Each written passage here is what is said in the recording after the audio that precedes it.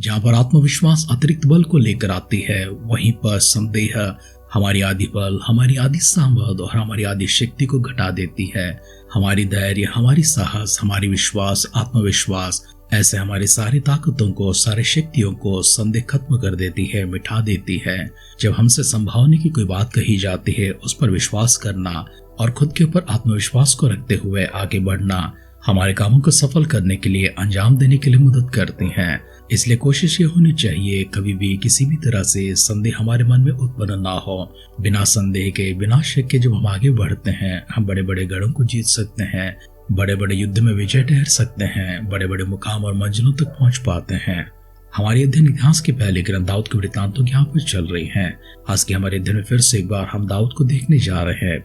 परमेश्वर ने किस प्रकार से अब्राहम से प्रतिज्ञा किया था कि इस्राएल की संतान समुद्र की बालू के किनकों के समान और आकाश के तारों के समान अनगिनत ठहरेंगे। परमेश्वर ने वही प्रतिज्ञा मूसा को भी याद दिलाया था और वही दाऊद भी जानता है परमेश्वर किस प्रकार से इस्राएल की संतान को अनगिनत संख्या में बढ़ाएंगे। और अगर किसी कारण से वे कम भी पड़ जाते हैं, परमेश्वर कैसे स्वयं उनके पक्ष में उतर आते हैं, उनका साथ देते हैं, उनकी मदद करते हैं और उन्हें विजय ठहराते हैं। दाऊद तो भली भांति इसे जानता है और स्वयं इसे अनुभव भी किया है, फिर भी वह शैतान से प्रेरित होकर इस्राएल की संख्या को लेता है। परमेश्वर एक और बार इस बात को स्मरण दिलाते हैं। और इसके अतिरिक्त राजा दाऊद ने किस प्रकार से लोगों को कैसे कैसे नियमों के आधार पर उनके कामों को ठहराया है, उनकी जिम्मेदारियों को ठहराया है, एक एक प्रजा की संख्या किस प्रकार से करते हैं। इन बातों को गौर करने से पहले आइए हम सब अपने आप को परमेश्वर के हाथों में समर्पण करेंगे, हमारे सिरों को झुकाएंगे, आंखों को बंद करेंगे, परमेश्वर से सामर्थ के लिए, शक्ति के लिए प्रार्थना करेंगे ताकि हमारी कमजोरी में और हमारी निर्बलता में हमारी सहायता कर सके, हमें आगे बढ़ा सके, हमें दृढ़ खड़ा कर सके, स्थिर बना सके। इसलिए सिरों को झुकाएंगे, आंखों को बंद करेंगे, मिलकर छोटी सी प्रार्थना करेंगे। अनुग्रहकारी दयालु पिता परमेश्वर, फिर से एक बार हम आपकी स्तुति गान करते हैं, प्रशंसा महिमा करते हैं, आदर सम्मान के साथ प्रभु जी इन सारे शब्दों को और अपने आप को आपकी दृष्टि में समर्पण करते हैं। हमारे व्यक्तिगत जीवन परमेश्वर आपकी नजरों में है। इसे परमेश्वर भली बात आप जानते हैं कैसी आवश्यकता हमारी है और कैसी कमजोरियों से होकर हम गुजर रहे हैं। हमारी सारी मुसीबतों तकलीफों को भी परमेश्वर आप जानते हैं और परमेश्वर अपनी दया भरी हाथ हमारे ऊपर लेकर आते हैं। हम इस बात का विश्वास करते हैं प्रभु जी और आपकी स्तुति करते हैं, आभार प्रकट करते हैं। हमारे सारे परिजनों को व्यक्तिगत तौर से आपकी नजरों में लेकर आते हैं।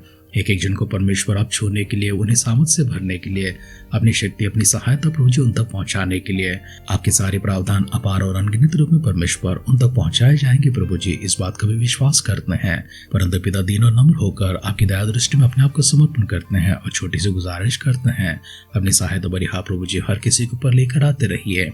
अपने भंडारों को खोलकर परमेश्वर सभी को तृप्त करते रहिए। आगे के समय परमेश्वर अपने वचनों के माध्यम से हमसे बातें कीजिए।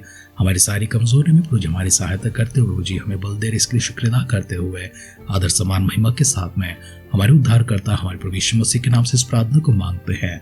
सुनर कबूल कर पिता, आमेन, आमेन, आमेन।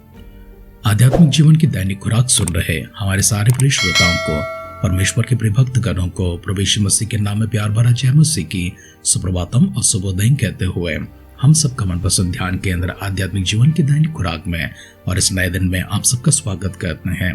हमारे अध्ययन इतिहास के पहले ग्रंथ 27 अध्याय में चल रही है। उसका पहला वचन से पढ़ते हुए हमारे ध्यान को आगे बढ़ाएंगे। इस्राएलियों की गिनती अर्थात पितरों के घराने के मुख्य मुख्य पुरुषों और सहस्रपतियों और शतपतियों और उनके सरदारों की गिनती जो वर्ष भर के महीने महीने उपस्थित होने और छुट्टी पाने वाले के दलों के सब विषयों में राजा की सेवा टहल करते थे, एक एक दलों में 24,000 थे।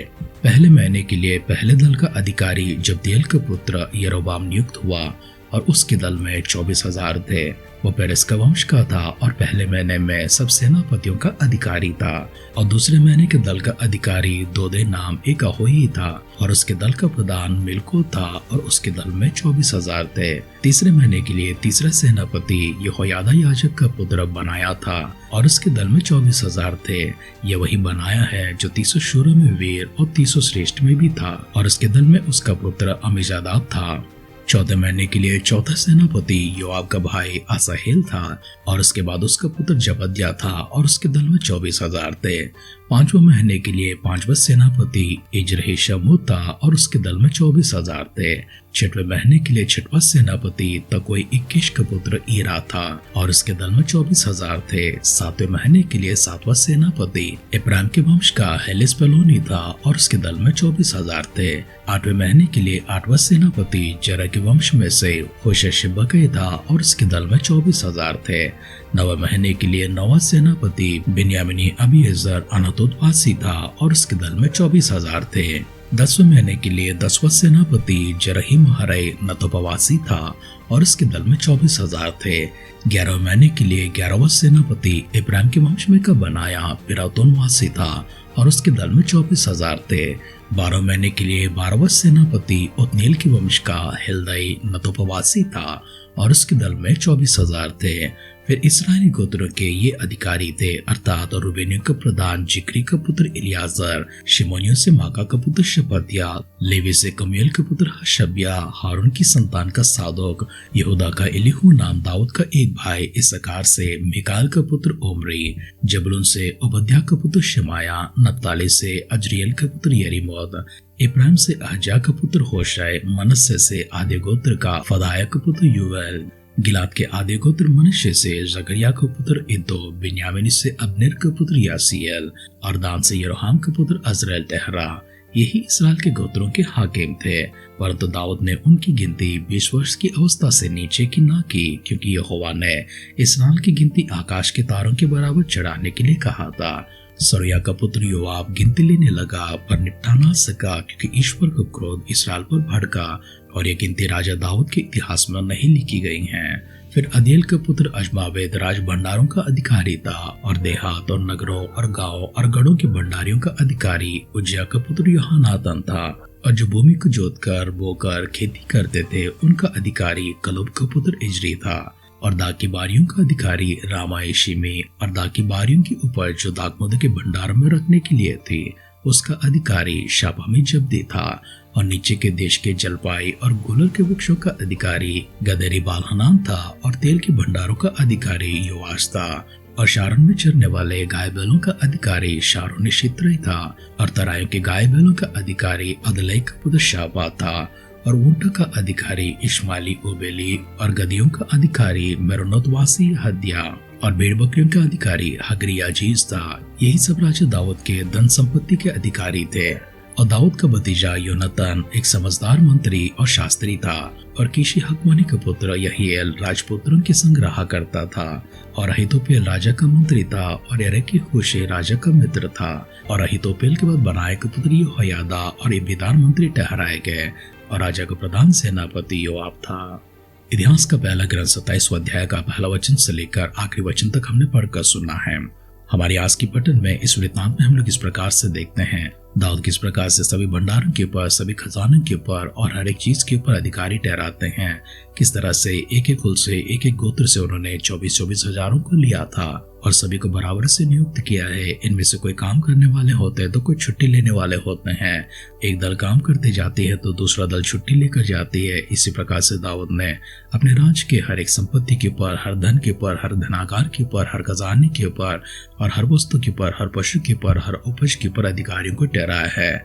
इतनी खूबसूरती से अपने राज्य को संभालना और सभी को अधिकारी ठहराना, भंडारी ठहराना, शतपति ठहराना, सहस्रपति ठहराना, सेनापति ठहराना, मंत्री ठहराना, याजक ठहराना, लेखक ठहराना, इन सबों को बखूबी से निभाते हुए राजा दाऊद ने अपने आने वाली पीढ़ी के सामने एक अद्भुत उदाहरण को रखा है। हमारे से दिन में हम राजा के प्रावधानों को देखते हैं, साथ ही साथ परमेश्वर के प्रावधानों को भी हम देखते हैं। परमेश्वर ने किस प्रकार से दाऊद को गिनती लेने से रोक दिया था और दाऊद को गिनती लेना किस तरह से भारी पड़ गया था, कितना नुकसान हो चुका था, 70,000 लोग मारे गए थे।